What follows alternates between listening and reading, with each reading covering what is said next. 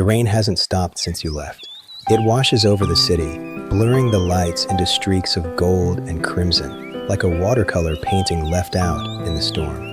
The soft warmth of your forehead, the way it trembled when I kissed you. It's a ghost sensation now, haunting the tips of my fingers. Tonight, I stand at a crossroads. The world moves around me, taxis blurring by, people rushing home, but I am anchored to this moment, frozen in the amber of memory. The traffic light stays red longer than it should, as if giving me time to remember, time to breathe you in one last time before the signal changes. Everything here echoes with your absence. The empty bench where we watched the sunrise, the coffee shop on the corner, the silence between the thunderclaps. In the distance, a train whistle blows, a mournful, hollow sound. It reminds me of the day you left, the finality of a closing door, the sound of distance growing.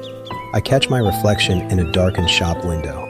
I look older tonight, or maybe just heavier, carrying the weight of all the words we never said. They say time heals, but time is also a thief. It steals the sharpness of your laugh, the specific shade of your eyes. I fight to keep them clear. I used to think this city was ours. Now I realize I was just borrowing it from you. Every street corner holds a ghost of us, laughing, running, living. I see lovers huddled under umbrellas, sharing secrets I can't hear. It stings, this reminder of what it feels like to be the center of someone's world. Some loves don't disappear, even when the person does. They settle into the cracks of the pavement, waiting to be found. They become part of the architecture of your soul. So I hold this guitar like a shield. The wood is warm against my chest. It vibrates with the chords of a song I haven't finished writing yet. I sing quietly, not for anyone else, just a melody woven into the wind. A lullaby for the part of me that is still waiting for you. Just so my heart doesn't feel too empty. Just so I know I'm still here, still feeling, still hoping. Proof of life in the quiet dark. The light turns green. It's a permission I didn't ask for, but one I need. The world asks me to move. I carry this moment with me, not as a burden, but as a lantern, a quiet healing in the dark. I walk forward, one step at a time. I still remember the way you smiled when I gently brushed your hair aside. It was effortless, like the sun breaking through a morning cloud. No grand promises, no dramatic moments written in the stars. Just quiet afternoons, sweet tea, and small laughter that felt like enough. Those Sundays were our sanctuary, a fortress built of blankets and whispered secrets, safe from the world outside. I memorized the map of your hands. Every line, every scar told a story I wanted to read over and over again. But time is a river, always moving. The seasons changed outside our window, turning green to gold, then to gray. I didn't notice when the silence started to grow. It crept in like a fog, filling the spaces where our laughter used to be. The tea grew cold on the table. The conversations became shorter, practical. We were drifting, even as we sat side by side. Some memories I never threw away. They return at night, resting softly on the edges of my mind, demanding to be felt. I wonder if you remember them too. The way the dust danced in the light. The way silence used to feel comfortable, not heavy. We weren't perfect. We were frayed edges and mismatched pieces. We just kept choosing each other day after day. The house grew quieter. The floorboards creaked with the weight of unsaid things. The air became thick with words we swallowed. I tried to find the moment it broke. Was it a Tuesday? A rainy afternoon? Or just a slow erosion of US, grain by grain? The storms outside mirrored the one growing inside, but we weathered them in separate rooms, building walls instead of bridges. The light faded from the kitchen table, and we both knew, without speaking, that the season had turned. Summer was over, until life began asking for more than quiet afternoons, more than sweet tea could fix. The world demanded we grow, even if it meant growing apart. But I don't regret the choosing. I don't regret the quiet. It was enough. For a time, it was everything. Now, the sun rises on a different room. The tea is hot, but the cup across from me is empty. And that's okay, because I still feel the warmth, not of your hand, but of the memory of it.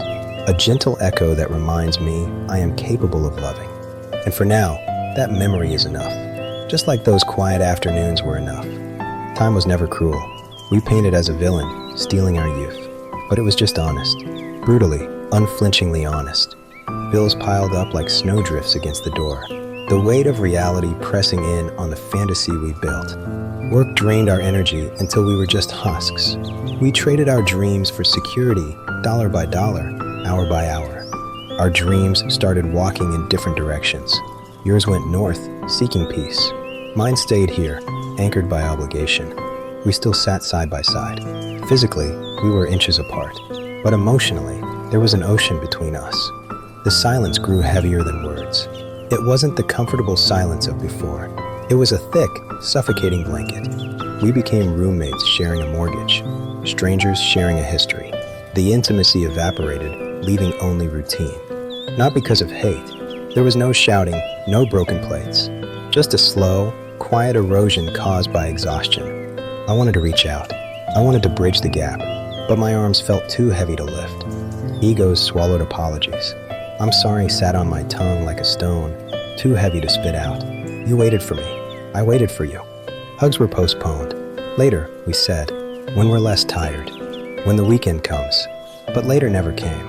And slowly, imperceptibly, we began losing each other, like sand slipping through a clenched fist. The tighter we held on to our stress, the more us we lost. I realize now that love isn't a passive act. It's a daily rebellion against the mundane. And we stopped fighting. Eventually, the silence became the only thing we shared. And we realized that to save ourselves, we had to let go of the we.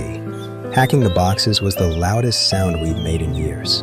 The ripping of tape, the thud of cardboard, the sound of a life being dismantled. But in the quiet aftermath, there is healing. The exhaustion lifts. The ego subsides. And I can finally see you clearly again. I see the person I loved, not the roommate I ignored. And I hope you see me too. Not as the burden, but as the lesson. Time was honest. It told us we were done. And in that honesty, it gave us back our lives. Separately, but whole.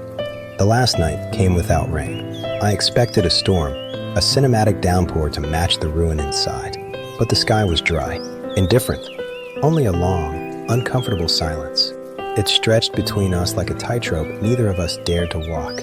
There was no goodbye embrace. No final desperate kiss to sear the moment into memory. Just the shifting of weight from one foot to another. Just a door closing gently, as if afraid to hurt anyone. The click of the latch was the loudest sound in the world. The final period at the end of our sentence. I stood in the hallway for a long time, staring at the wood grain, waiting for it to open again. It didn't, so I turned and walked away. The sound of my own footsteps echoed against the walls, hollow and singular. Outside, the streetlights hummed their electric song. They cast long shadows that stretched out before me, pointing the way to nowhere. The city didn't notice. Cars drove by, people laughed in distance bars. The world kept spinning, unbothered by the gravity of my loss. Since then, I carry love and pain in the same bag. They are tangled together, impossible to separate. Some days the love makes the bag light. Other days, the pain makes it drag on the pavement. But I carry it. It's all I have left. I find myself back here. The sky above this crossroads keeps me company. It watches me with 1,000 unblinking eyes. I sing to the asphalt, to the red light that refuses to change. With my guitar and my loneliness, we are a trio now. The song isn't for you anymore. It's for the silence, to fill the void that the closing door left behind. My voice echoes off the brick buildings. It sounds different now, rougher, realer. It sounds like survival. I don't know where this road leads, but the bag is on my shoulder. The guitar is in my hand, and the night is wide open. One last look back. The light in your window goes out, and finally, I can turn forward. The rain never came, but the storm passed anyway. Good night. The night is long, but it always ends. I've spent hours staring at the ceiling, replaying the tapes of us in the dark. There are things I had to rethink. Not about you. I've thought about you enough. But about myself, about the role I played in our silence, the quiet resentment I kept, the pain I never spoke aloud. I stored it away like winter clothes, heavy and suffocating. I realized my anger was a poison I drank, expecting you to suffer, but I was the only one getting sick. In the quiet of this early morning, I learned this: not every love fails. We are taught that if it ends, it's broken, but that's not true. Some simply finish. Like a book that reaches its last page, or a song that resolves its final chord. We didn't fail, we just finished. As I fought the anger inside me, it fought back. It wanted to stay. It felt safe. But safety isn't happiness. Then, forgiveness slowly arrived.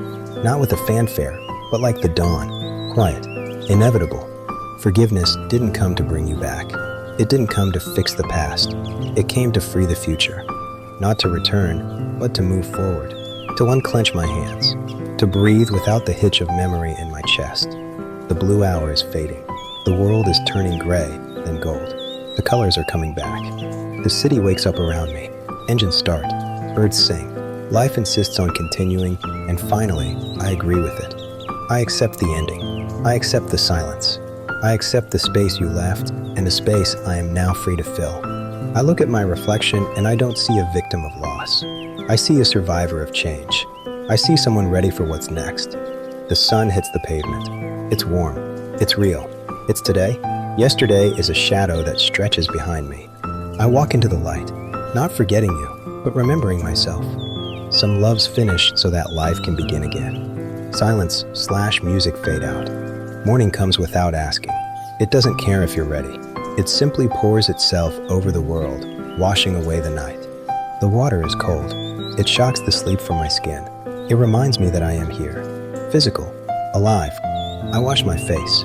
I scrub away the dreams, the memories, the old versions of myself that cling like dust.